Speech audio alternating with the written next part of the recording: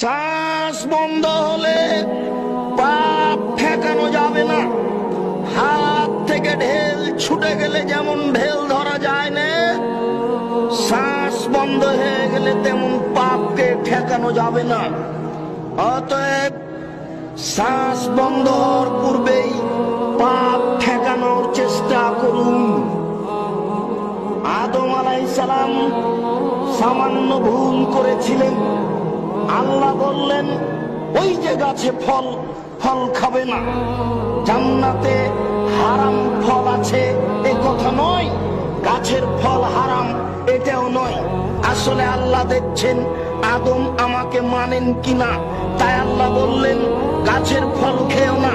চট করে ইবলিস এসে বলছে, আমি খুব ভালো মানুষ, আমি আপনার সহযোগী, আপনি আমার উপদেশ শুনুন, আপনি ফল খান, আপনার জন্য ভালো হবে। ইবলিসের